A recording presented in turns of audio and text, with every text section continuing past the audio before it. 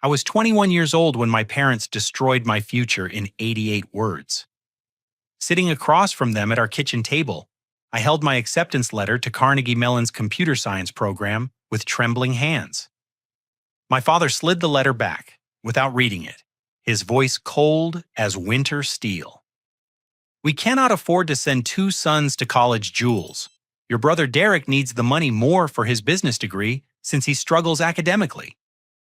My mother nodded in agreement, adding that I was naturally smart and would figure things out on my own while Derek required their financial support and guidance to succeed in life.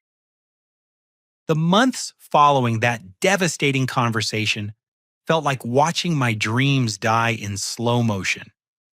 Every morning, I woke up in my childhood bedroom, staring at college brochures taped to my wall, remnants of a future that had been ripped away from me without warning or discussion.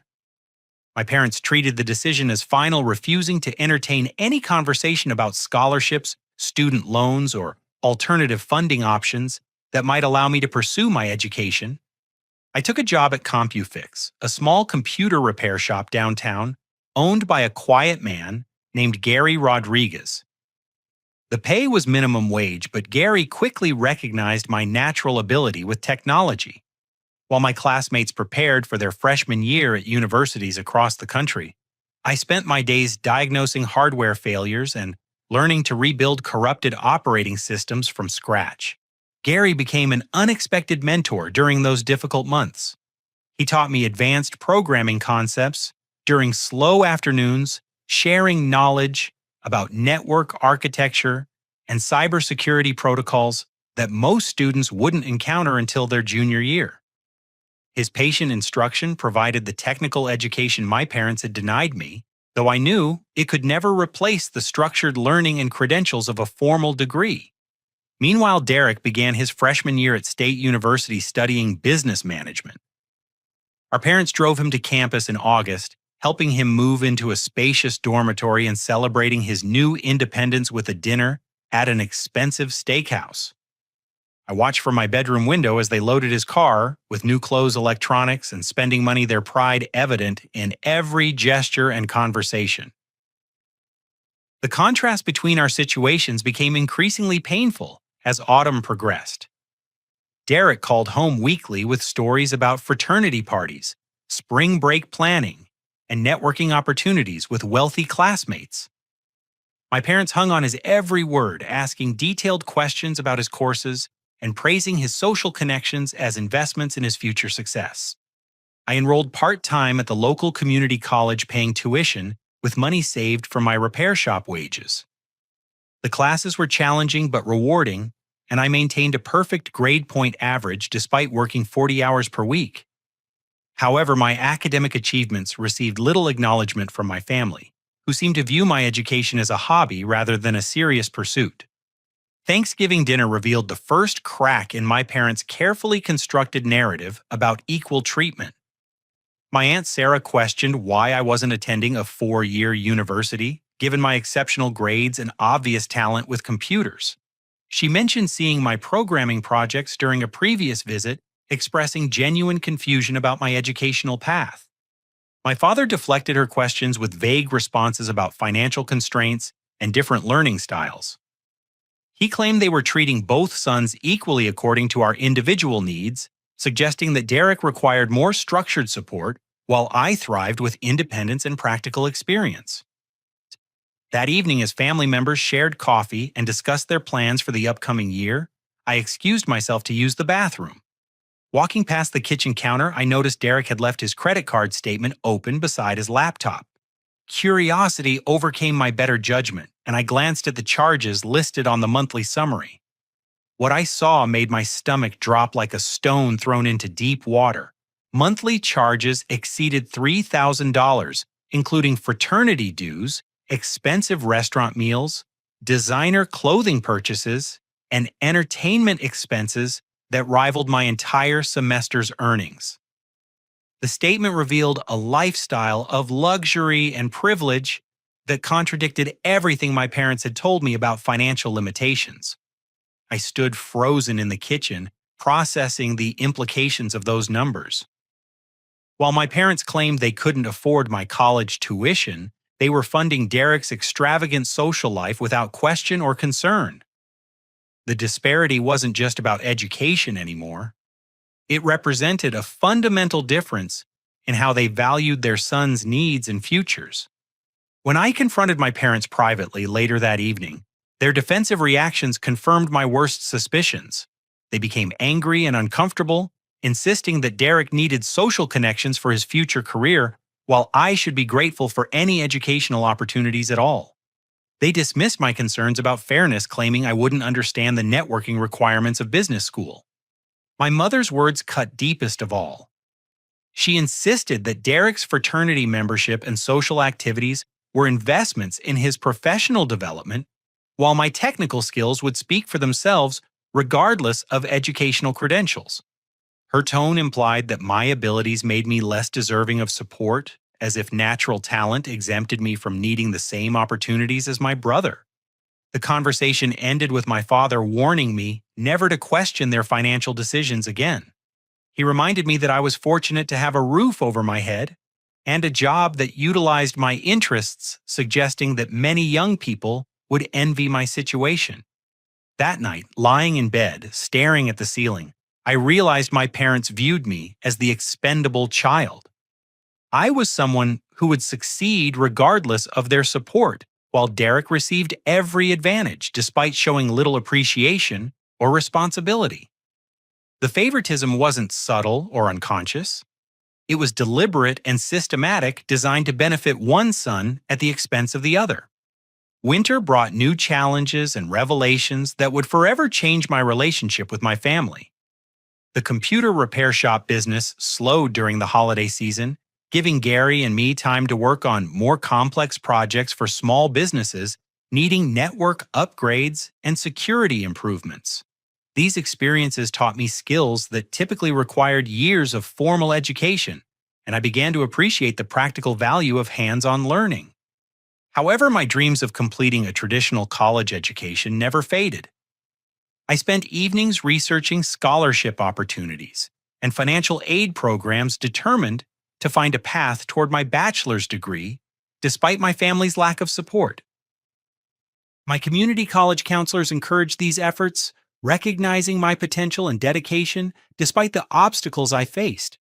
Derek returned home for winter break, driving a silver sports car that immediately caught the attention of our entire neighborhood.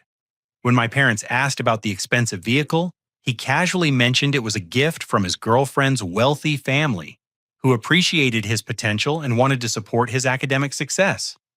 The explanation seemed questionable, but my parents accepted it without further investigation. They praised Derek's ability to form meaningful relationships with influential people, viewing the car as validation of their investment in his social education. I watched this interaction with growing skepticism, recognizing patterns of deception that my parents seemed unwilling to acknowledge. During Derek's week-long visit, I noticed him taking frequent phone calls in private, often stepping outside or retreating to his bedroom when conversations became heated. The calls seemed to upset him significantly, and I observed him pacing anxiously while speaking in hushed, urgent tones to unknown parties on the other end. One evening, while my parents watched television in the living room, Derek's voice carried through the thin walls of our house. I overheard him discussing money and debts with someone who clearly held leverage over him.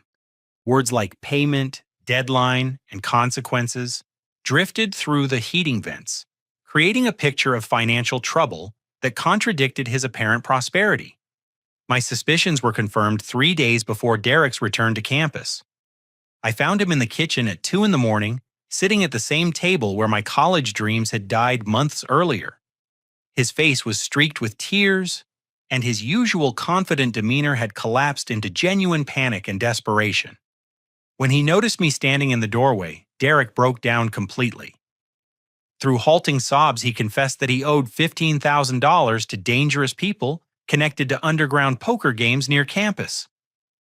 What had started as casual gambling with fraternity brothers had escalated into high-stakes games with professional players who extended credit to naive college students. The sports car wasn't a gift from his girlfriend's family. Derek had purchased it with borrowed money from these same dangerous individuals, using it as collateral against future winnings that never materialized.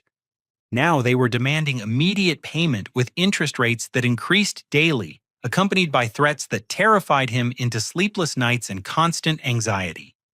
Derek begged me not to reveal his situation to our parents, claiming he could handle the problem himself if given more time. However, his terror was genuine and overwhelming, and I realized he was in far more trouble than he could manage alone. Despite my anger about the preferential treatment he had received, I felt genuine concern for his safety and well-being. The next morning, Derek tearfully confessed everything to our parents during breakfast. He laid out the full scope of his gambling debts, the threats he had received, and the immediate danger he faced if the money wasn't repaid quickly. His vulnerability was heartbreaking, and I watched my parents' faces transform from shock to protective determination. Their response revealed the depths of their favoritism in ways that still cause me pain today. Within hours, they had comforted Derek, promised to handle everything, and begun making phone calls to liquidate assets and secure the money he needed. There was no lecture about responsibility, no discussion of consequences, no requirement that Derek face the natural results of his choices. Instead, my parents treated his crisis as a family emergency that required immediate sacrifice from everyone except Derek himself. They spoke about protecting him from dangerous people and ensuring his safety, framing their rescue as an act of parental love rather than enabling behavior that would likely continue without meaningful consequences. The following morning, I received a phone call from my bank that changed everything. The customer service representative informed me that my savings account had been emptied overnight through a withdrawal authorized by joint account holders. The account contained money from my grandmother's inheritance, specifically designated in her will for my educational expenses, along with every dollar I had saved from my job at the repair shop. When I confronted my parents about this theft, their justification revealed the true depth of their bias and manipulation. They claimed that Derek's physical safety took priority over my educational aspirations, and that I could always earn money through my technical skills. They dismissed my grandmother's specific wishes regarding the inheritance, arguing that family emergencies superseded individual plans and preferences. My mother's words were particularly cruel. She suggested that my reaction was selfish and immature, claiming that a loving son would gladly sacrifice his future to protect his brother from harm. She implied that my anger demonstrated a lack of family loyalty and moral character, making me the villain in a situation where I was clearly the victim. My father's approach was more practical but equally devastating. He calculated the exact amount they had spent on my childhood expenses and suggested that Derek's current crisis balanced the scales of parental investment. In his mind, using my inheritance to save Derek represented fair distribution of family resources rather than theft and betrayal. That evening, staring at my empty bank account and facing the reality that my family would never prioritize my needs or respect my goals, I made the most difficult decision of my young life. I couldn't remain in a household where my value was measured solely by my usefulness in solving problems created by others, where my achievements were minimized and my aspirations were treated as expendable. I packed my belongings into 2 suitcases and a backpack, taking only personal items and gifts that held sentimental value. The process was emotionally devastating as I sorted through childhood memories and mementos that represented a family relationship that had never truly existed in the way I had believed. The next morning, I moved out of my family home and into a small studio apartment near the computer repair shop.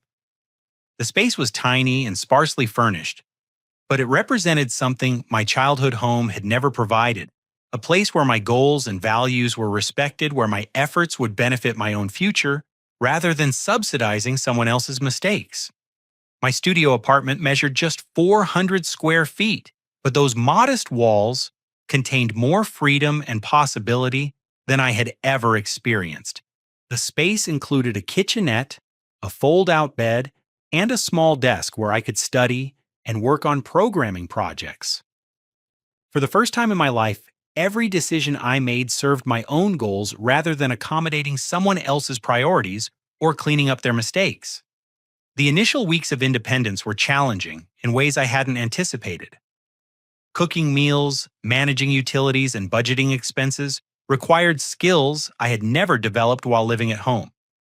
However, these practical challenges felt empowering rather than overwhelming because each success belonged entirely to me, unmarked by the complications and resentments that had poisoned my family relationships. Gary noticed the change in my demeanor immediately. My work performance improved dramatically as the weight of family disappointment lifted from my shoulders. I arrived early, stayed late, and approached every repair project with renewed enthusiasm and focus. Technical problems that had once frustrated me became puzzles I eagerly solved, and I began suggesting improvements to Gary's business processes and customer service procedures. My parents attempted to contact me frequently during those first months, alternating between guilt-inducing messages and angry demands that I return home.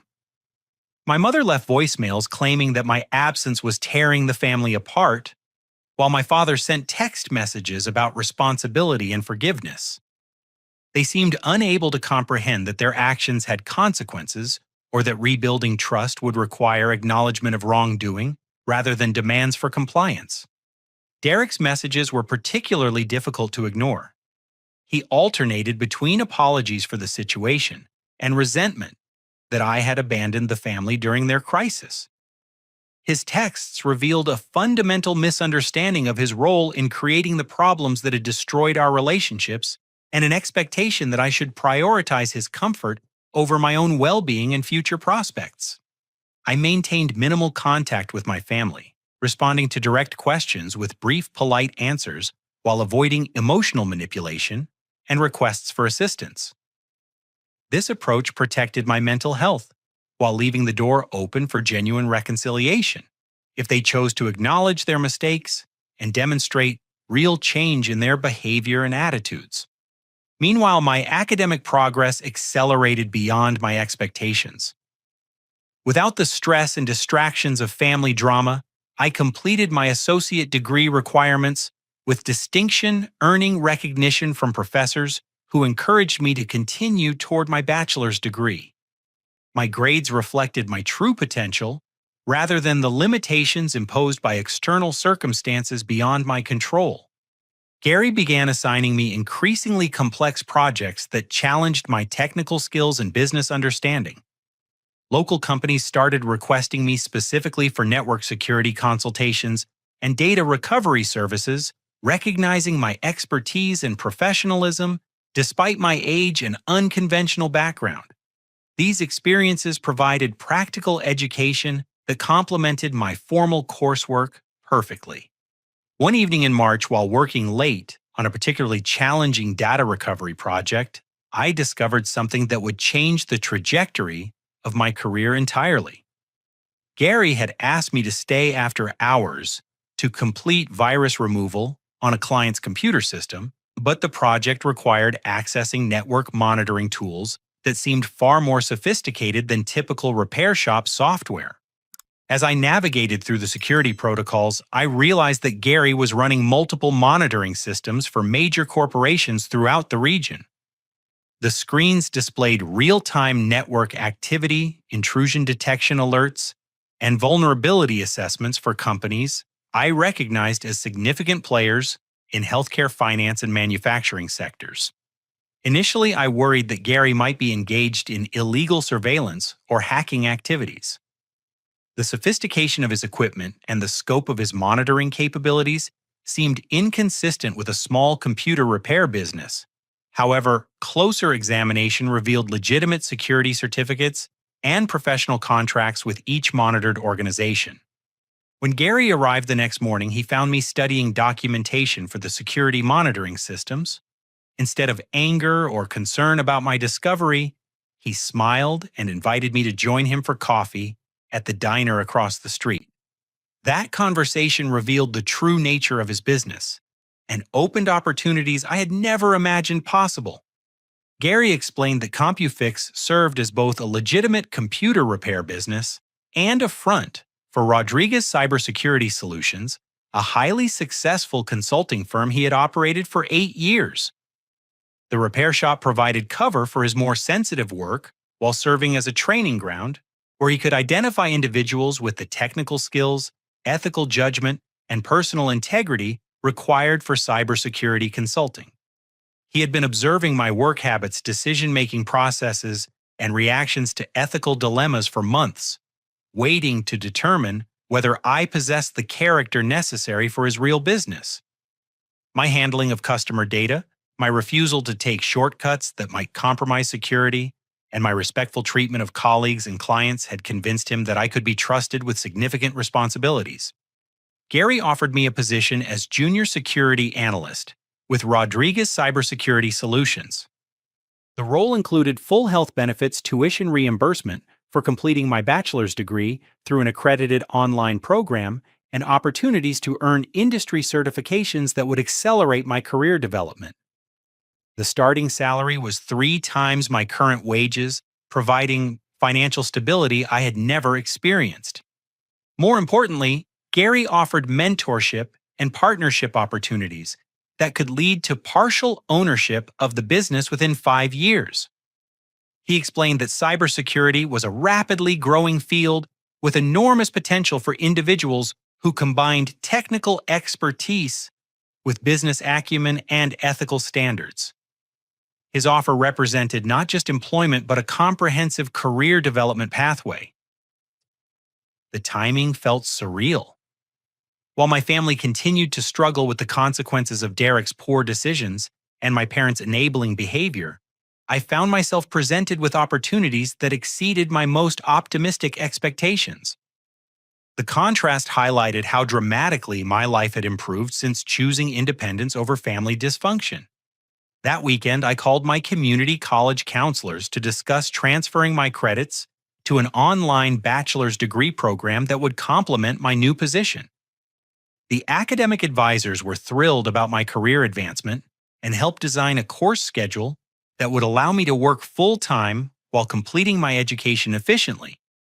Meanwhile, I learned through my Aunt Sarah that Derek had graduated with mediocre grades and moved back into my parents' house, unable to find employment despite his business degree and the networking opportunities they had funded so generously. His job search was complicated by gaps in his resume from time spent dealing with gambling-related problems, and his interview skills apparently failed to impress potential employers. The irony wasn't lost on me. While my parents had invested thousands of dollars in Derek's college experience and social connections, I had found genuine success through hard work, integrity, and the mentorship of someone who valued character over credentials. Their favoritism had backfired spectacularly, leaving Derek unprepared for adult responsibilities, while I thrived in an environment that rewarded competence and reliability. As spring turned to summer, I settled into my new role with Rodriguez Cybersecurity Solutions, learning to conduct vulnerability assessments for major clients and developing skills that would serve me throughout my career. Each day brought new challenges and opportunities for growth, reinforcing my decision to pursue independence rather than accepting a supporting role in my family's dysfunction. 3 years transformed my life in ways I could never have imagined during those dark months following my high school graduation. Rodriguez Cybersecurity Solutions grew from a regional consulting firm to a recognized leader in corporate network security, and my role expanded from junior analyst to Gary's business partner and co-owner of our rapidly expanding operation. The online bachelor's degree program challenged me intellectually while accommodating my full-time work schedule. My courses in network architecture, digital forensics, and cybersecurity law provided theoretical foundations for the practical skills I developed through client consultations and security assessments. Professors often used my real-world projects as case studies for other students, highlighting the unique value of combining academic knowledge with professional experience. My professional certifications accumulated steadily: Certified Information Systems Security Professional, Certified Ethical Hacker, Certified Information Security Manager. Each credential enhanced my credibility with clients and increased my earning potential significantly. By my 21st birthday, my annual income exceeded what my father earned after 30 years in middle management at a regional manufacturing company. The financial success felt gratifying, but the respect and recognition from industry professionals meant even more. Conference organizers invited me to speak about emerging cybersecurity threats, and technology publications featured articles about my innovative approaches to small business network security. My reputation was built on competence and integrity rather than family connections or inherited advantages. During this period, I maintained polite but distant contact with my family through brief text messages on holidays and birthdays. My responses to their occasional outreach were cordial but superficial, focusing on general well-being rather than specific details about my career or personal life. This approach protected my privacy while avoiding the appearance of complete estrangement. My Aunt Sarah served as an informal communication bridge, sharing general updates about family developments without pressure to increase my involvement. Through her, I learned that Derek continued living at home, cycling through various employment opportunities and entrepreneurial schemes that consistently failed to generate sustainable income or personal fulfillment. His pattern was depressingly predictable. Initial enthusiasm for a new opportunity, followed by grandiose claims about potential success, then gradual excuse-making as results failed to materialize, and finally abandonment of the project when the next seemingly easy path to wealth captured his attention. Each cycle reinforced his dependence on our parents' financial and emotional support. My parents occasionally mentioned Derek's struggles during our infrequent phone conversations, always followed by subtle suggestions that I should return home to help support the family. They seemed unable to understand that my success had been achieved despite their obstacles rather than because of their assistance, and that my current position required maintaining professional relationships built on trust and reliability. The contrast between our paths became increasingly apparent as time passed. While Derek searched for shortcuts to success without developing foundational skills or work habits, I invested thousands of hours mastering complex technical disciplines and building a reputation for excellence. His approach sought immediate gratification while mine focused on long-term growth and sustainable achievement. One autumn evening, while reviewing security protocols for a major hospital network, I received an unusually excited call from my mother. Her voice carried a tone of enthusiasm I hadn't heard since Derek's high school graduation, and she could barely contain her excitement about developments in his life. She explained that Derek had finally discovered his true calling as an entrepreneur and investment advisor.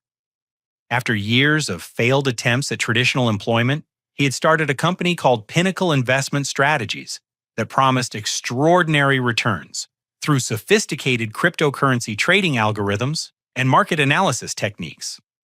According to my mother, Derek had convinced several family friends and neighbors to invest their savings with his new company, generating impressive early returns that validated his business model and investment expertise.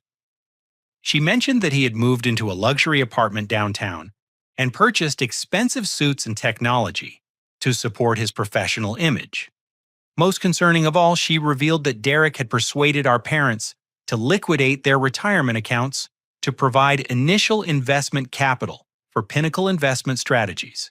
They had withdrawn over $100,000 from their 401k plans and pension funds, expressing complete confidence in Derek's ability to multiply their investments through his innovative trading strategies. The conversation triggered immediate alarm bells based on my professional experience investigating financial crimes and cybersecurity breaches. I had encountered numerous cryptocurrency scams and Ponzi schemes during client consultations, and Derek's operation displayed classic warning signs that my parents apparently failed to recognize or chose to ignore. I attempted to warn my mother about the risks associated with unregulated investment schemes and the particular dangers of cryptocurrency speculation by inexperienced traders. I explained the importance of regulatory oversight, professional credentials, and diversified portfolios for retirement planning, emphasizing that legitimate investment advisors never guarantee specific returns or pressure clients to invest their entire savings. My mother's response revealed the depth of their continued favoritism and selective reasoning. She dismissed my concerns as jealousy over Derek's entrepreneurial success and suggested that my technical background didn't qualify me to evaluate business investments.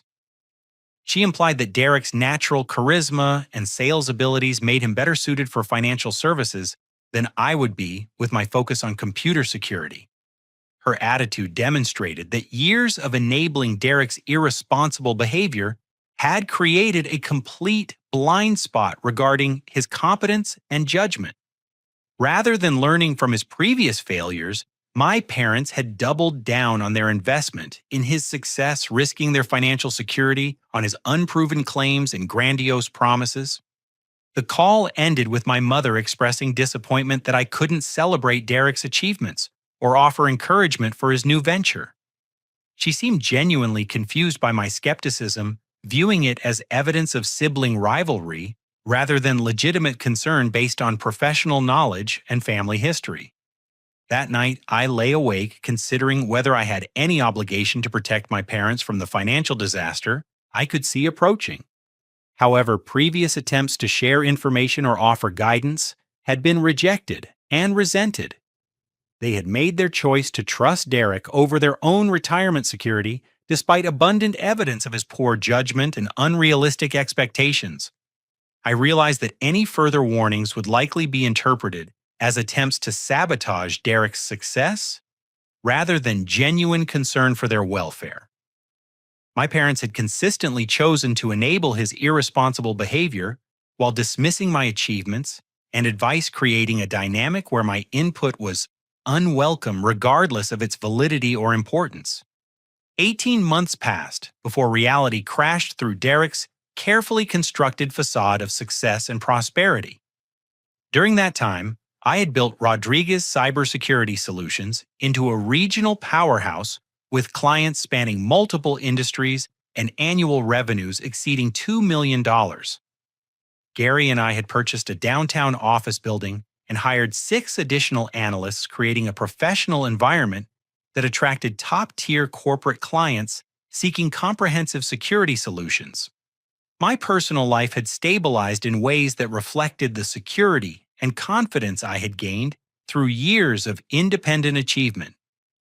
I was dating Jennifer, a nurse practitioner who shared my values regarding personal responsibility and professional integrity.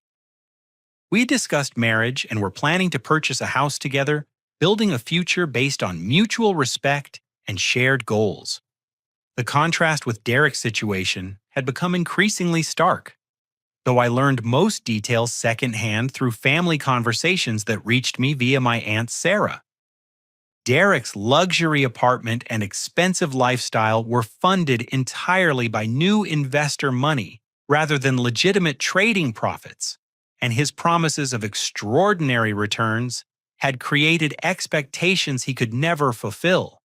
On a Tuesday morning in November, while I was presenting security protocols to the board of directors for a regional bank, my phone buzzed with an urgent call from my father. The timing was particularly inappropriate, as I was in the middle of explaining network vulnerability assessments to executives who were considering a $100,000 consulting contract. I apologized to the board members and stepped outside to answer the call, expecting some minor family emergency that could be quickly resolved. Instead, my father's trembling voice delivered news that shook me, despite my predictions about Derek's inevitable failure. Derek's investment company had collapsed overnight, taking with it not only our parents' retirement savings, but also the life savings of over 30 families in our community. The scheme had unraveled when several investors simultaneously requested withdrawals that exceeded Derek's available funds, exposing the fact that no legitimate trading had ever occurred. My father's voice cracked, as he explained the scope of the devastation. Elderly couples who had trusted Derek based on his family connections faced immediate poverty, having lost retirement accounts they had spent decades accumulating. Small business owners were forced to declare bankruptcy after investing their operating capital in what they believed was a conservative growth strategy. The human cost of Derek's fraud extended far beyond financial losses. Mr. and Mrs. Peterson, our next-door neighbors for 15 years, had invested their entire retirement savings and now faced the possibility of losing their home. Maria Santos, who owned the corner bakery where I'd bought treats as a child, had invested her business expansion fund and was considering closing permanently. Local news coverage revealed the full scope of Derek's deception to the wider community. Pinnacle Investment Strategies had collected over $2 million from investors while generating zero legitimate returns through actual trading activities. Instead, Derek had used new investor money to pay fake returns to earlier investors while funding his personal lifestyle and creating an illusion of successful operations. The FBI had launched a federal investigation into wire fraud, securities violations, and operating an unregistered investment scheme. Derek faced potential prison sentences that could total decades, and federal prosecutors were reviewing whether to file additional charges related to money laundering and racketeering. My father begged me to return home immediately, claiming that the family needed my success and stability to weather this crisis. He suggested that my professional reputation and business connections could somehow help minimize Derek's legal exposure or negotiate reduced charges through character references and community support. The conversation revealed that my parents still fundamentally misunderstood the situation and my role within it. They viewed Derek's criminal behavior as a family problem requiring collective sacrifice rather than individual accountability for deliberate choices that had harmed innocent people throughout our community. When I refused to compromise my professional integrity or personal reputation by defending Derek's fraudulent activities, my father's tone shifted from pleading to accusatory. He claimed that a truly loyal son would sacrifice anything to protect his brother from legal consequences, regardless of the circumstances that had created the situation. My mother's subsequent phone call was even more painful and revealing. Through tears, she accused me of abandoning my family during their darkest hour and suggested that my refusal to help demonstrated fundamental character flaws. She seemed genuinely unable to comprehend that supporting Derek would require me to ignore the suffering of his victims and compromise the ethical standards that had built my career. Her words exposed the complete moral blindness that years of favoritism and enabling had created. Rather than feeling shame about Derek's crimes or empathy for his victims, my parents focused entirely on protecting him from consequences while expecting me to participate in that protection regardless of the cost to my own integrity. The conversation ended with my mother warning that my continued refusal to help would permanently damage our family relationships.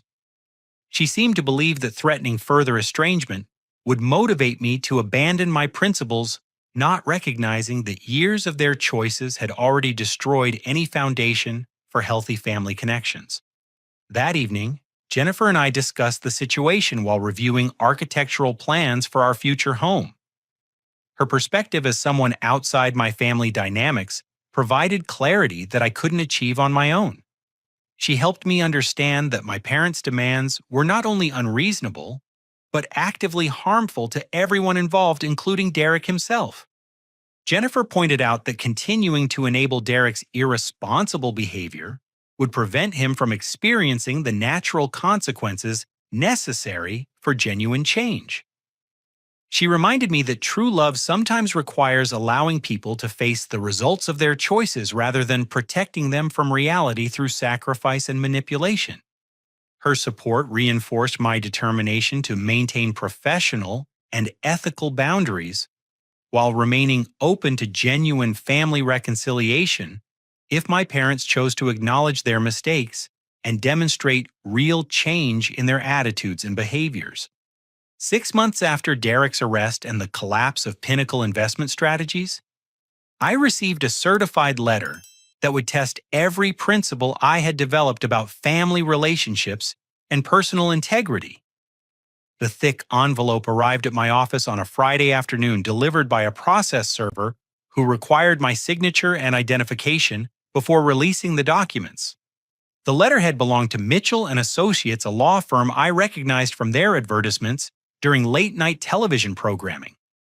Their primary business involved personal injury claims and debt collection services rather than sophisticated legal representation, which immediately suggested the quality of advice my parents were receiving. The letter's contents were so outrageous that I initially assumed it was some form of elaborate joke or misunderstanding. The attorneys were demanding $122,000 on behalf of my parents, claiming that I owed this money to my family, based on moral obligation, and suggesting that my refusal to help would demonstrate selfish ingratitude toward the people who had raised and supported me. The legal reasoning was as flawed as it was offensive. The letter argued that my parents had invested significantly in my childhood development, including housing, food, healthcare, and educational expenses, creating a debt that I had never acknowledged or repaid. They claimed that since Derek had received equivalent financial support through his college education and business funding, basic fairness required me to reciprocate by supporting Derek during his current legal difficulties. I immediately called the law firm to schedule a meeting with whoever had drafted this absurd document. The receptionist connected me with Thomas Mitchell, an attorney, whose voice carried the oily confidence of someone accustomed to intimidating people through legal threats and technical language designed to confuse rather than inform. Mitchell explained that my parents had retained his services to recover what they considered their rightful compensation for years of unacknowledged investment in my success.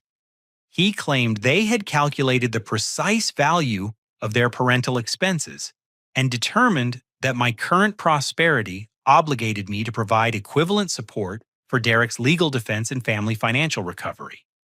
The conversation became increasingly heated as I pointed out the fundamental flaws in their legal theory.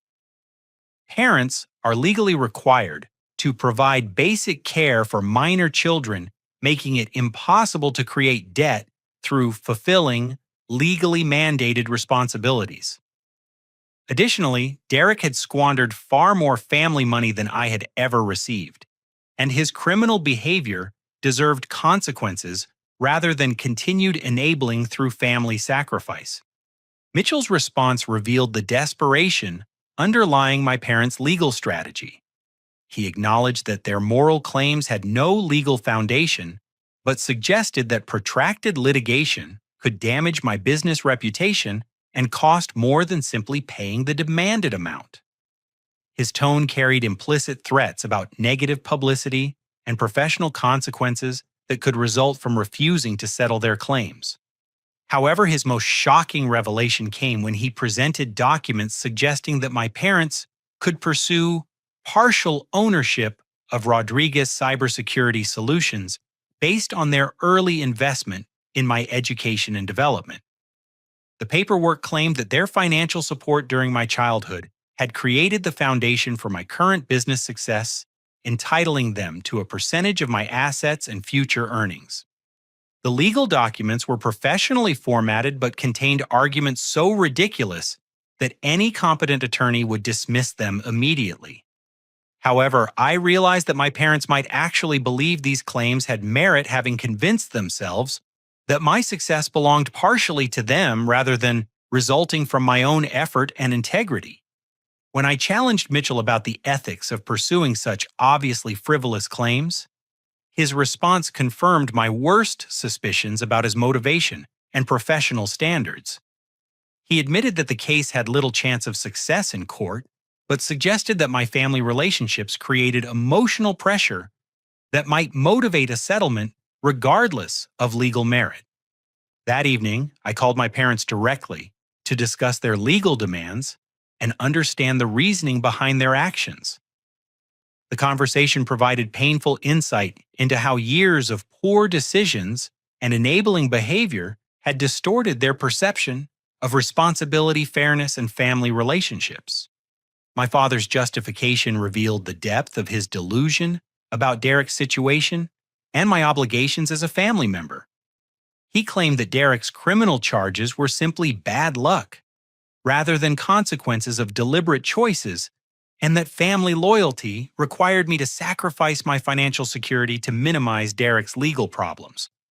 He calculated the exact amount they had spent on my childhood expenses, including estimates for housing costs, food expenses, healthcare premiums, and educational materials.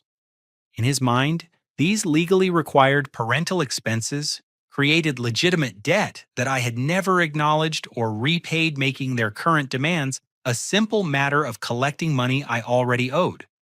My mother's approach was more emotional but equally manipulative. She described Derek's terror about potential prison sentences and claimed that his mental health was deteriorating rapidly due to stress and uncertainty about his future.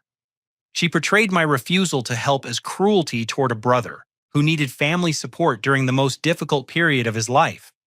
Neither parent acknowledged the suffering Derek's crimes had caused throughout our community, or the betrayal his victims felt after trusting someone they had known for years.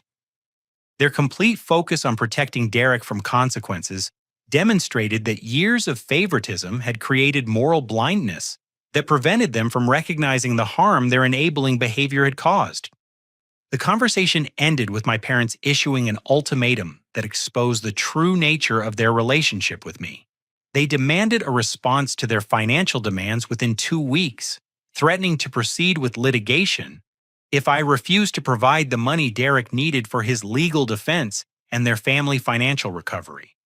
Their tone suggested that they viewed this threat as powerful leverage that would force my compliance regardless of the merit of their claims. They seemed unable to comprehend that their demands had finally pushed our relationship beyond any possibility of repair, or that their willingness to pursue frivolous litigation demonstrated exactly why maintaining distance had been necessary for my well-being. That night, I realized that my parents viewed me solely as a financial resource to solve problems created by their favoritism and poor judgment. They had never accepted responsibility for the consequences of their choices, and they would never acknowledge the damage their enabling behavior had caused to our family relationships and community trust. My response to my parents' outrageous demands required careful planning and legal consultation to protect both my personal assets and my business interests. I retained Sarah Chen, an attorney who specialized in family law and business protection, to ensure that my reply would be comprehensive, legally sound, and permanent. Sarah's expertise proved invaluable in crafting a response that addressed every aspect of my parents' claims while establishing clear boundaries for future interactions. Her experience with similar cases involving family financial manipulation provided insights that helped me understand the psychological dynamics underlying my parents' behavior and expectations. The letter we composed together was a masterpiece of legal precision and factual documentation that systematically dismantled every argument my parents had presented. Sarah helped me organize financial records, correspondence, and documentation that created an indisputable timeline of events stretching back to my high school graduation and college rejection. We began by addressing their fundamental misunderstanding of parental legal obligations and family financial relationships. The letter explained that parents are required by law to provide basic necessities for minor children, making it impossible to create debt through fulfilling legally mandated responsibilities. Their claims about childhood expenses were legally meaningless and ethically questionable. The documentation revealed the true history of our family's financial interactions, including the money stolen from my grandmother's inheritance, the funds wasted on Derek's gambling debts and failed ventures, and the clear pattern of favoritism that had prioritized Derek's wants over my legitimate needs throughout our relationship. My cybersecurity expertise had proven invaluable in recovering deleted financial records and communications that demonstrated Derek's fraudulent activities had begun years before his official business launch. Email backups, transaction logs, and social media posts created an irrefutable record of his deceptive practices and our parents' willingness to ignore obvious warning signs. The letter informed my parents that any attempt to pursue legal claims against my assets would result in me providing this comprehensive evidence to federal investigators who were still building their case against Derek. I made clear that while I bore no responsibility for Derek's criminal choices or their consequences, I would defend myself vigorously against any attempts at manipulation or extortion. However, the letter also demonstrated my fundamental decency and continued concern for their well-being despite their betrayal and demands. I offered to help them find legitimate financial counseling services and legal assistance for navigating their retirement planning crisis while maintaining firm boundaries about my own involvement in Derek's legal problems. I expressed genuine sadness about the destruction of our family relationships, but refused to enable further destructive behavior through financial sacrifice or emotional manipulation. The letter explained that healthy family relationships require mutual respect and accountability, neither of which had characterized their treatment of me throughout my adult life.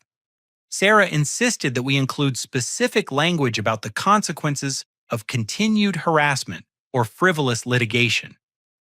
The letter warned that future attempts to contact me through attorneys or third parties would be considered stalking and harassment, potentially resulting in restraining orders and civil liability for damages to my business reputation.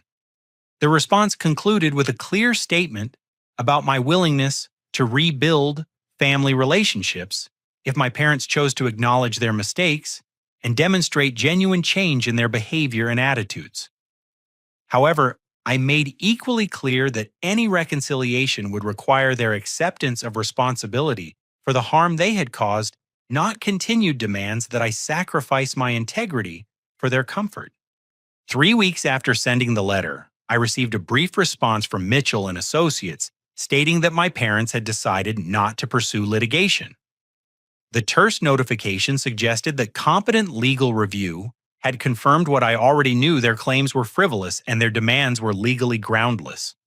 Derek's legal case proceeded according to the predictable timeline of federal criminal prosecution. Faced with overwhelming evidence of his fraudulent activities and the testimony of dozens of victims, his attorneys negotiated a plea agreement that included significant prison time and financial restitution requirements. During his sentencing hearing, Derek finally delivered an apology that acknowledged the harm he had caused to our community. His statement expressed genuine remorse for the financial devastation his crimes had created and accepted full responsibility for his choices without blaming external circumstances or family dynamics. My parents were forced to sell their house and move into a modest apartment as they dealt with the financial consequences of investing their retirement savings in Derek's fraudulent scheme.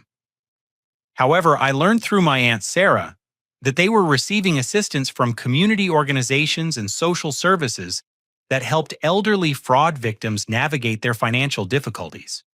6 months later, while reviewing security footage from our company's latest major client installation, I reflected on the journey that had brought me to this point in my life.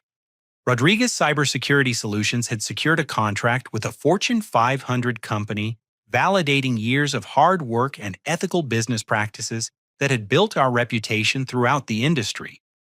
Jennifer and I had purchased our dream house and were planning our wedding for the following spring.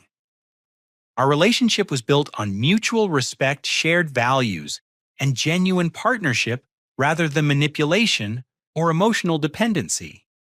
We supported each other's professional goals while maintaining our individual identities and interests. The contrast with my family's dysfunction couldn't have been more stark. While they continued dealing with the consequences of years of poor decisions and enabling behavior, I had created a life built on integrity, personal responsibility, and meaningful relationships with people who valued character over convenience. The most important lesson I learned through this painful experience was that true family members support each other's growth and success rather than demanding sacrifice for poor decisions. Healthy relationships require accountability and mutual respect, not blind loyalty and financial exploitation disguised as family obligation. Sometimes the most loving thing you can do for people is allow them to experience the natural consequences of their choices rather than enabling continued destructive behavior through sacrifice and manipulation. Protecting people from reality prevents them from developing the wisdom and strength necessary for genuine change and personal growth. As I looked toward the future, I felt profound gratitude for the mentors and friends who had supported my journey toward independence and success. Gary's guidance had provided opportunities I never could have imagined, while Jennifer's love had created the foundation for a healthy family relationship based on mutual respect and shared values. My story demonstrates that family relationships built on favoritism and manipulation will eventually collapse under the weight of their own dysfunction. However, individuals who maintain their integrity and work toward meaningful goals can create new relationships and opportunities that provide the support and love that healthy families should offer. The pain of family estrangement never completely disappears, but it can be transformed into wisdom that helps guide future decisions and relationships. My parents' betrayal taught me the importance of surrounding myself with people who value my character and support my growth rather than viewing me as a resource to solve their problems. Today, I encourage anyone facing similar family dysfunction to remember that you deserve relationships built on mutual respect and genuine care. Don't sacrifice your integrity or future happiness to enable other people's poor decisions, even when those people are family members who claim to love you. Setting healthy boundaries isn't cruelty, it's often the most loving thing you can do for everyone involved. True family relationships survive honest communication and accountability, while toxic relationships collapse when exposed to truth and natural consequences. What would you do if your family demanded that you sacrifice your future to solve problems they created through years of poor decisions? Have you ever had to choose between family loyalty and personal integrity? Share your thoughts in the comments below, and don't forget to like this video if it resonated with your own experiences. Thank you for listening to my story and supporting this channel. I hope sharing my journey helps others recognize that independence and success are possible even when family relationships become obstacles rather than sources of support. Remember that your worth isn't determined by other people's opinions or demands, and that building a life based on your own values and goals is always worth the temporary pain of difficult transitions. Subscribe for more stories about overcoming family dysfunction and building successful, independent lives, and share this video with anyone who might benefit from hearing that they have the strength to choose their own path forward. Until next time, remember that your future belongs to you, and no one has the right to demand that you sacrifice your dreams for their mistakes.